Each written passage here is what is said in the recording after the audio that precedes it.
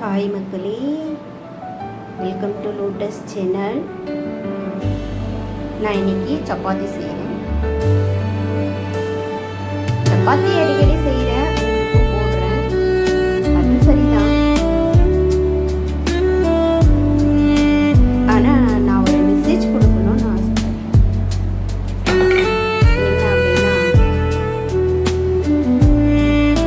நம்மளுக்கு யூனிவர்ஸ் சொல்லி கொடுக்குற பாடம் என்னன்னா, எந்த ஒரு ஃபுட்டு நாம் ரெடி பண்ணினோம்னாலும், சாரி நான் ஒரே கையில் தான் பண்ணிக்கிட்டு இருக்கேன். எனக்கு அந்த ஒரு உண்மையை சொல்லணும் அப்படின்றது எனக்கு அதனால வைக்கலாம் படலை. அந்த ஸ்டாண்ட் இருக்குல்ல, ஒரு ஸ்டாண்ட் வச்சு யூஸ் பண்ணினா அது எனக்கு சரியாக செட் ஆகலை. ஸோ என்னோடய கிச்சனுக்கு அது செட் ஆகலை. ஓகேங்களா, அதுவும் நல்ல ப்ராடக்ட்டு தான், இருந்தாலும் என்னோடய கிச்சனுக்கு அது செட் ஆகலை. ஓகே, ஸோ அதனால் நான் ஒரு கையில் வீடியோ எடுத்துகிட்டு ஒரு கையிலேயே வந்துட்டு திரட்டி எடுத்துகிட்டு வந்து இந்த சப்பாத்தியை வந்துட்டு போடுறேன். ஓகே, ஸோ மாவு வந்து நான் வந்து பிசைஞ்சு வச்சுட்டேன். ஆல்ரெடி நான் எப்படி பிசைஞ்சிருக்கேன்றதை நான் வீடியோவில் கொடுத்துருக்கேன். அப்படி இல்லைன்னா திரும்பவும் நான் பிசைகிறத நான் வந்து மாவு ப்ரிப்பரேஷன்ஸை நான் வந்து இது பண்ணுறேன். நம்மளுக்கு வந்து கரெக்டாக அந்த ஷேப்பு, அதை விட நாம் சாப்பிட்றதுக்கான டேஸ்ட்டு, அதே சமயத்தில் அந்த கன்சிஸ்டன்சியை எப்படி வந்துட்டு நாம் திரட்டி அந்த மாவை பிசைஞ்சு அதுக்கு ஊற வைக்கிற நேரம் இருக்கு இல்லையா, அந்த ஊற வைக்கிற நேரம் ரொம்ப தண்ணி வந்து பலபலா அப்படின்னு இருக்கக்கூடாது.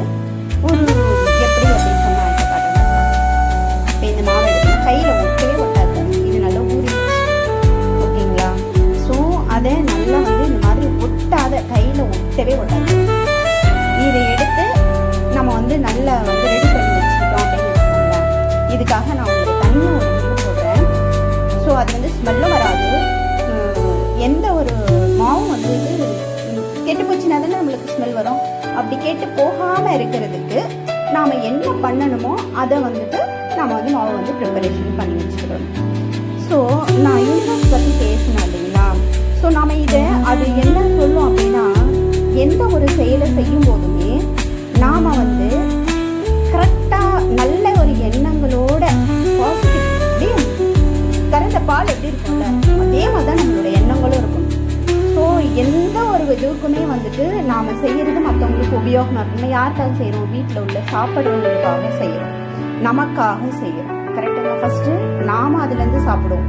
அப்படி இல்லையா, நம்ம சாப்பிட்ருப்போம் மற்றவங்களுக்காக, வீட்டில் உள்ள மற்றவங்களுக்காக நம்ம சமைப்போம். அந்த சாப்பாடு அவங்களுக்கு போயிட்டு அதை சாப்பிட்றாங்கல்ல, அந்த சாப்பிடும்போது அது அவங்களுக்கு நல்ல ஒரு ஹெல்த்து கொடுக்கணும். அவங்களுக்கு ஈஸியாக வந்து என்ன பண்ணணும், அவங்களுக்கு டைஜஸ்ட் ஆகணும். அதே சமயத்தில் அவங்களுக்கு நல்லா ஒரு செரிமானத்தை கொடுத்து அது வந்து ஒரு நல்ல சக்தியை கொடுக்கணும். ஹெல்த் இம்ப்ரூவ்மெண்ட்ஸ் வந்துட்டு நாளுக்கு நாள் வந்துட்டு கொடுக்கணும். வெயிட் இம்ப்ரூவ்மெண்ட் இல்லைங்க, health improvement. Okay, health improvement இருந்தாவே நம்மளுக்கு கரெக்டான வெயிட்டை கொடுத்துரும். அண்டர்ஸ்டாண்ட்? ஸோ அதுதான் நான் வந்துட்டு சொல்ல வரேன் உங்களுக்கு, அதை தான் நான் வந்து சொல்ல வரேன்.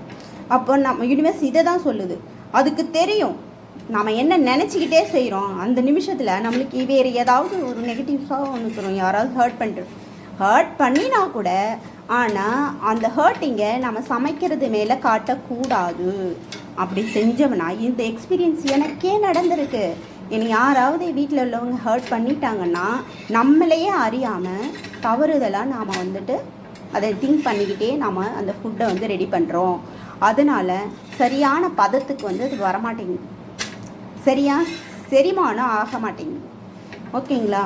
ஸோ இப்போது இதை நான் திரட்டிட்டு, நான் இதில் வந்து ஆயிலெலாம் போட மாட்டாங்க பாருங்கள். நம்மளுக்கு தேவையான அளவுக்கு நம்ம திரட்டும் போதே நம்மளுக்கு வந்து எல்லாமே இருக்குது. அதை வந்து ரெடி பண்ண மாவு பிசையும் போதே நம்மளுக்கு அந்த மாவு பிசைஞ்சு திரட்டிட்டு இதில் போடும்போதே அதுக்கு தேவையானது எல்லாமே இருக்கும். அது எப்படின்றத நான் உங்களுக்கு அடுத்த வீடியோவில் நான் கொடுக்குறேன். ஆனால் இப்போ சத்திக்கு நான் சொல்ல வந்த கருத்துக்களை அந்த மாவு பிசையும் போது, இப்போது நான் கோதுமை மாவை பற்றி மட்டும் பேசுகிறேன். இந்த கோதுமை மாவு இந்த வீட்டு வந்துட்டு நம்மளுக்கு வந்து எப்படி ப்ரிப்பரேஷன் பண்ணுறோமோ அந்தளவுக்கு நம்ம வந்து நல்ல எண்ணங்களோட, இந்த எண்ணங்கள் அப்படின்றத பற்றி தான் நான் வந்து உங்களுக்கு ஒரு thinking, the way of thinking, அது வந்து எந்த ஒரு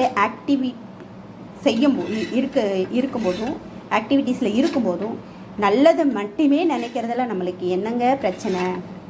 நாம் ஏங்க வெவ்வேறு மாதிரி நெகட்டிவ்ஸாக யோசனை பண்ணி பிரச்சனைகளை நாம் ஏங்க வர வச்சுக்கிடணும்? அந்த நிமிஷத்தில் சரி மற்றவங்க ஹர்ட் பண்ணட்டும், ஆனால் அந்த ஹர்ட்டிங் அப்படியே நம்ம ப்ராக்டிஸ்க்கு எடுத்துகிட்டு வந்துடணும், அது அப்படியே மறந்து போயிடணும்.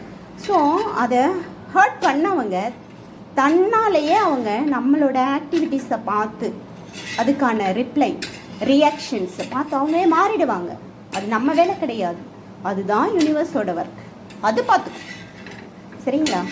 ஸோ இந்த பிரபஞ்சம் வந்துட்டு அதை பார்த்துக்கும். உண்மைதான், எல்லாரும் சொல்கிறாங்களே இந்த பிரபஞ்ச சக்தி, உண்மையிலே சொல்கிறேன், இது என்னோட அனுபவம், இது என்னோட அனுபவம், உண்மையான அனுபவம். இதை நம்ம ஹர்ட்டிங்காக நம்ம பண்ணும்போது அதிகமான பிரச்சனைகளை நாமளே சந்திப்போம். மேபி அது நமக்கானவே திரும்பும், இல்லை வந்துட்டு நாம் யார் யாருக்கெல்லாம் கொடுத்து நம்மளுக்கு பிரியமானவங்களுக்கு கொடுக்கும்போதும் அது வந்து பிரச்சனையில் போயிட்டு முடியும். அதுக்கு நம்மளுக்கே யூனிவர்ஸ் வந்துட்டு தண்டனைன்றது கிடையாது. நீ இதை நினைத்து கொண்டே செய்தால் இதுதான் உனக்கு திரும்ப வரும் அப்படின்னு சொல்லிட்டு நம்மளுக்கே திருப்பி தரும். அதனால தான் நான் சொல்ல வரேன். ஸோ நம்ம எந்த ஒரு வேலை செய்யும் போதும் அதை யோசித்து அந்த என்ன வேலை செய்கிறோமோ அதில் மட்டும் ஃபோக்கஸ் பண்ணலாம். அதர் திங்கிங் தேவையே கிடையாது. ஐயோ அவங்க எப்படி சாப்பிடுவாங்களோ, அவங்களுக்கு என்ன பிடிக்குமோ அதை பற்றி நம்மளுக்கு கவலையே கிடையாது.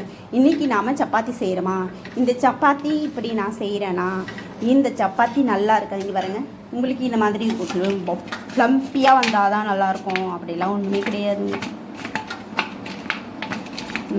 இது சாப்பிட்டாலும் நான் நல்லா வேகிற அந்த கன்சிஸ்டன்சி நம்மளுக்கு வந்து தெரியணும், அதுதான் ரொம்ப முக்கியம். இந்த பாருங்கள் நல்லா வெந்திருக்கு பாருங்க, மாவே இருக்காது பாருங்க, உள்ளே பாருங்கள் நல்லா வெந்திருக்கா, மாவே இருக்காது பாருங்க. பார்த்தீங்களா பச்சை மாவு எப்படி இருக்குன்னு தெரியல?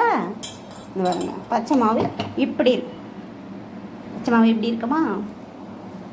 ஆனால் நல்லா பாயில் ஆனது எப்படி இருக்கும் பாருங்க, அது மாதிரி இருக்கா? எதாவது உருண்டு வருதா? பாருங்க நல்லா வெந்திருக்கு, இதுதான் நல்லா வெந்தது பாருங்க, இப்படி சாஃப்டாக இருக்குது பார்த்தீங்களா? அதுக்கு தான் எப்படி எவ்வளோ நேரம், அதுக்கு நாம் எப்படி தயாராகிறது, அந்த மாதிரி வந்துட்டு நம்ம ஃபோக்கஸில் இருக்கணும். அதுதான் இது. நான் சப்பாத்தி தான் இல்லை, எந்த வேலை செஞ்சோம்னாலும் அதுதான். சரிங்களா? இதைத்தான் நான் வந்துட்டு சொல்கிறதுக்கு வரேன். அதனால் நாம் என்ன பண்ணணும், எப்படி ஃபஸ்ட்டு ஒரு பொருளை செய்யறதுக்கு முன்னாடி அதை எப்படி வந்து தயார் பண்ணி வைக்கணும் அப்படின்றது நம்மளுக்கு வந்து தெரிஞ்சிருக்கும். ஓகேங்களா? சரி, இது உங்களுக்கு பயனுள்ளதாக இருக்கும் அப்படின்றத